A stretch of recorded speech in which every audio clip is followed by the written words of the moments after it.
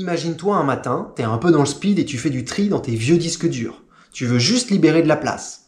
T'en prends un que t'as pas allumé depuis plusieurs années. Tu l'as utilisé à l'époque pour réaliser quelques tests, pour bricoler des trucs de développeurs. Et là, tu le jettes. Direction la déchetterie. Ce que tu ne sais pas encore, c'est que tu viens de te débarrasser littéralement de 8000 bitcoins.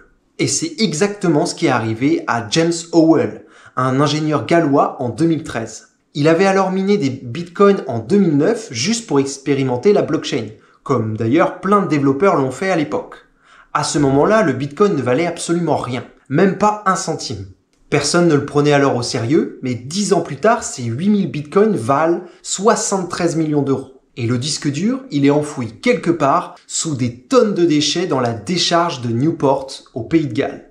Depuis, James Howell a tout essayé. Il a proposé plusieurs millions à la ville pour fouiller l'ensemble de la décharge. Il a même rassemblé une équipe d'experts, présenté un plan avec des robots, de l'intelligence artificielle, de la spectrométrie, le tout financé par des investisseurs privés. Mais tous ces efforts ont été totalement vains. Les autorités locales ont toujours refusé. Pour eux, c'était trop dangereux, trop coûteux de réaliser cette expérience. Résultat, 73 millions d'euros sont aujourd'hui totalement inaccessibles, une véritable tragédie. Et surtout, c'est une leçon importante. Car ce que cette histoire nous apprend, c'est que tous les bitcoins ne sont plus aujourd'hui accessibles. Le chiffre théorique, c'est 21 millions de bitcoins en circulation. Mais la réalité, c'est bien moins que ça. Et cette réalité, justement, elle change tout. Ce que tu crois encore accessible aujourd'hui pourrait ne plus l'être demain. Dans cette vidéo, je vais te montrer pourquoi détenir seulement 0,1 bitcoin, soit l'équivalent aujourd'hui de 11 000 euros, peut représenter bien plus qu'un simple investissement. On va décortiquer ensemble ce que ça signifie réellement en termes de part de richesse mondiale, de raréfaction du bitcoin et de stratégie à long terme, mais aussi de liberté individuelle. On va parler de sécurité, de souveraineté, de projection dans 10, 20, 30 ans. Et je vais te transmettre des données concrètes que personne ne t'explique clairement sur YouTube.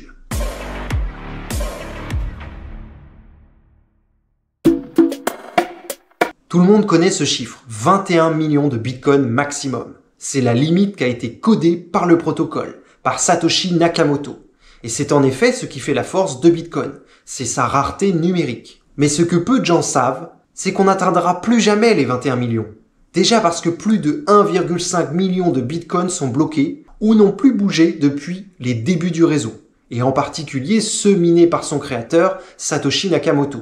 Ensuite, selon Chainalysis, il y aurait environ 3,8 millions de bitcoins considérés aujourd'hui comme perdus à jamais. Des disques durs qui ont été jetés, comme l'explication que je t'ai donnée tout à l'heure. Des phrases de récupération qui ont été égarées et qui ne seront sûrement jamais retrouvées. Des wallets aujourd'hui inaccessibles, etc. Ça fait plus de 18% de l'offre totale qui ne reviendra sûrement plus jamais sur le marché. Mais ça ne s'arrête pas là, car ensuite, il reste aussi les 6,6% de Bitcoin qui ne sont pas encore minés. L'émission de Bitcoin continuera donc jusqu'en 2140. Et sur les 15-16 millions qui restent, une grande partie dort dans des portefeuilles inactifs depuis plus de 5 ans. Ou appartiennent à des institutionnels, des fonds privés ou des particuliers qui n'ont ou n'auront plus jamais aucun intérêt à les vendre. Résultat, selon les calculs croisés de Glassnode, Coinmetrics et Ark Invest, il y aurait entre 7 et 8 millions de bitcoins réellement accessibles à l'achat ou à l'échange aujourd'hui. 7 à 8 millions sur 21 millions en tout. Et ça pour toute la planète. Commençons donc un petit calcul. Si on divise les 7,3 millions par 8 milliards d'êtres humains sur la planète aujourd'hui, on obtient une moyenne de 0,0009125 bitcoins par personne. Même pas 1 million de Satoshi. Donc si toi, tu as 0,1 bitcoin, tu détiens l'équivalent des parts de 109 personnes à l'échelle mondiale, sur la part qui est aujourd'hui disponible. Et si le bitcoin devient un actif global utilisé par des milliards de personnes, qui est ma thèse aujourd'hui, ce petit 0,1 bitcoin pourrait avoir une valeur économique et symbolique énorme. Mais je vais rentrer un peu plus en détail pour t'expliquer ça. Premièrement, 0,1 bitcoin aujourd'hui, c'est encore atteignable. À 92 000 euros, ça fait environ 11 000 euros. Je suis d'accord avec toi, c'est une somme importante. Mais c'est aujourd'hui à la portée de beaucoup de jeunes actifs, surtout en réalisant un DCA mensuel, en achetant des petites sommes régulièrement, Je pense que assez rapidement, tu peux arriver aux 11 000 euros. 11 000 euros, c'est moins qu'une maison, c'est aussi moins que certaines voitures. Et parfois, c'est même moins que le fonds de roulement d'une petite entreprise en faillite en France. Mais d'ici à quelques années, si le Bitcoin atteint les 1 million d'euros, cette part coûtera 100 000 euros. Et là, elle deviendra vraiment inaccessible pour la majorité des gens. Deuxièmement, Bitcoin a déjà écrasé tous les autres actifs. En un peu plus de 10 ans d'existence, Bitcoin a été l'actif le plus performant au monde, devant toutes les actions technologiques, devant l'or, l'immobilier, la bourse, etc. Il a battu toutes les classes d'actifs majeures, même pendant les crises. Et surtout, il est en train de devenir le nouvel or numérique à l'échelle planétaire, et avec un réseau plus sécurisé que les réseaux que nous proposent Visa ou Swift. Troisièmement, Bitcoin est un outil de souveraineté personnelle. Tu peux le détenir chez toi, sans aucune banque, sans aucun État, et pour le moment en France, sans la permission de l'État français. Personne ne peut aujourd'hui t'empêcher d'en acheter et d'en détenir. Même dans une dictature et même en exil, il y a des dizaines et des dizaines d'exemples de pays où c'est le cas. Tu peux le transporter absolument partout, et pour cela, tu as juste besoin de détenir dans ta tête, ou sur un papier, 24 mots. 24 uniques mots. C'est absolument incroyable. Aucun autre actif au monde ne permet ça. Quatrièmement, 0,1 Bitcoin, ça t'oblige aussi à monter en compétence, à t'intéresser au sujet, à apprendre. Et ça, je pense que c'est la partie que je préfère, parce que je n'aime pas l'image d'être un gourou. Je ne souhaite pas que tu achètes du Bitcoin. Je t'explique ce que je pense et là où sont mes convictions. Et si jamais tu te lances, le Bitcoin c'est quand même assez complexe et pas à la portée de tout le monde au départ. Donc tu vas devoir apprendre ce qu'est un cold wallet, apprendre à sécuriser une seed phrase, te poser des questions sur les échanges, sur la fiscalité, sur ta gestion de patrimoine, etc. Pour moi, le Bitcoin, c'est avant tout une porte vers l'indépendance, mais elle n'est pas non plus automatique. Cela va te demander de la rigueur, de la patience et une volonté à comprendre les choses en profondeur. Et là, je ne te dis pas qu'acheter ou détenir du Bitcoin est une fin en soi. J'essaye simplement de te mettre les choses en perspective.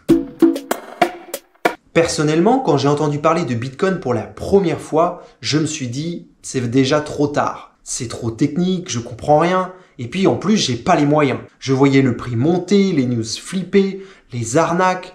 J'ai longtemps hésité. Et puis un jour, je suis tombé sur cette simple idée que j'essaie de t'expliquer dans cette vidéo. Tout faire pour détenir 0,1 Bitcoin. C'est tout. Donc, comme je te l'ai dit, je me suis intéressé au sujet, j'ai essayé de comprendre ce qu'était Bitcoin. Et une fois que j'étais convaincu que Bitcoin c'était intéressant et que pour moi, dans ma stratégie d'émancipation, ça s'inscrivait pleinement là-dedans, j'ai alors commencé mon premier DCA. J'ai commencé à mettre 25 € tous les lundis de toutes les semaines à la même heure. Pas plus, pas moins. Et je fais ça depuis pratiquement 2 ans. Résultat, j'ai atteint 0,06 Bitcoin. Sans stresser, sans FOMO et sans jamais rien faire d'autre de particulier. Mais surtout, j'ai énormément appris. Comme tout le monde, j'ai acheté mes premiers bitcoins sur la plateforme Binance. Mais ensuite, j'ai compris la différence entre posséder un bitcoin et vraiment en être propriétaire. J'ai acheté une ledger et j'ai déposé mon bitcoin à l'intérieur. Depuis, tout le DCA que je réalise et les bitcoins que j'achète vont directement sur ma ledger. Je sécurise directement mon bitcoin. J'ai appris également ce que c'était d'avoir un calme mental. Le fait de savoir que j'avais une portion de quelque chose de vraiment rare que personne ne pourrait jamais me prendre. Et depuis, je continue. Je suis donc à la moitié de l'objectif et bientôt, j'espère, pouvoir atteindre les 0,1 Bitcoin. Mais déjà, si je peux te faire un bilan aujourd'hui, je peux te le dire, ces premiers 7000 Satoshi m'ont vraiment marqué. Et aujourd'hui, je pense sincèrement que chaque personne devrait se fixer cet objectif. Atteindre 0,1 Bitcoin et comprendre ce que cela implique. Pas pour être riche, mais pour être libre, pour s'émanciper.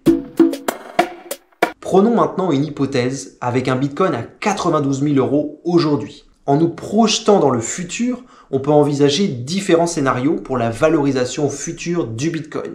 Je vais viser des scénarios optimistes. Peut-être moins optimistes que certaines personnes sur YouTube, mais en tout cas, je vise pas des scénarios pessimistes. Car jusqu'ici, Bitcoin a toujours prouvé que si tu en détenais sur 2-3 ans, tu serais toujours positif. Je continue à penser que cela sera le cas à l'avenir. Mais peut-être que je me trompe. Il faut que tu le saches. Si on prend un horizon de 2 ans, soit en 2027, si Bitcoin atteint les 150 000 €, dans ce cas, tes 0,1 Bitcoin vaudraient alors déjà 15 000 €. Dans 5 ans, si le Bitcoin atteint les 250 000 €, ta part représenterait alors 25 000 €. Ce chiffre peut sembler assez faible, mais tu n'as rien fait pour gagner ces 10 000 € si ce n'est attendre juste 3 ans. Tu as attendu 3 ans et tu n'as rien fait. Et à plus long terme, si on vise dans 10 ans, dans un scénario encore assez optimiste, envisageons un Bitcoin à 500 000 €, cela voudrait dire que tes 0,1 Bitcoin représenteraient alors 50 000 €. Et dans un scénario un peu plus extrême, mais qui est parfois évoqué par quelques personnalités assez connues dans la presse, si un jour le Bitcoin atteint les 1 million d'euros, tes 0,1 Bitcoin voudraient alors 100 000 €. Cette valeur reflète une rareté encore plus accentuée et une adoption massive avec un rôle de réserve dans certains pays du monde. Donc on en est encore vraiment très loin et peut-être que même que cela n'arrivera absolument jamais. Mais moi aujourd'hui j'en suis assez convaincu et si tel est le cas, 0,1 Bitcoin ça vaudra 100 000 € et peut-être même avant 10 ans. Après je t'invite tout de même, comme je te l'ai déjà dit, à faire tes propres recherches et ne pas hésiter à me challenger dans les commentaires. Pose-moi toutes tes questions et j'espère que j'aurai alors la possibilité de t'expliquer ma thèse d'investissement. Peut-être aussi que je me suis aveuglé et que Bitcoin finira par s'effondrer totalement. Mais même si c'est le cas un jour, cet outil numérique restera à mes yeux incroyable. Il m'aura appris tellement de choses. Et pour moi, prendre ce risque, ce n'est pas simplement chercher à s'enrichir. C'est avant tout tester, expérimenter une nouvelle manière de se réapproprier la monnaie. Et surtout comprendre comment elle fonctionne. Et dans un monde de dettes comme en France par exemple, où chaque monnaie fiat semble destinée à s'effondrer totalement, pour moi Bitcoin c'est la solution. Alors si t'es resté jusqu'à la fin de cette vidéo, c'est que toi aussi tu sais que Bitcoin n'est pas un simple actif spéculatif. Je t'invite donc non pas à acheter tout de suite tes premiers Bitcoins, mais à regarder mes différentes autres vidéos sur le sujet pour en apprendre toujours plus. Avant d'investir dans quoi que ce soit, il faut connaître le produit, connaître l'actif et avoir des convictions. Parce que si le Bitcoin s'effondre à un moment ou descend drastiquement, ce qui pourrait arriver, il faut que tu puisses ne pas vendre et avoir confiance. Garder tes Bitcoins, voire mieux encore, en racheter au moment où cela s'effondre. Et pour ça, il faut connaître l'actif. Et justement, j'ai fait une vidéo rien que pour toi. Bitcoin pollue-t-il autant qu'un pays? C'est une information dont on entend souvent parler dans les médias. Et je vais t'expliquer dans cette vidéo ce qu'est Bitcoin et pourquoi il pourrait s'agir d'une des meilleures transitions énergétiques pour notre société, malgré tout ce que ces détracteurs peuvent en dire. Alors regarde-la maintenant, c'est la suite logique de celle-ci. Et si cette vidéo t'a parlé, partage-la à un pote qui croit encore que c'est trop tard pour investir dans le Bitcoin. Bon visionnage à tous.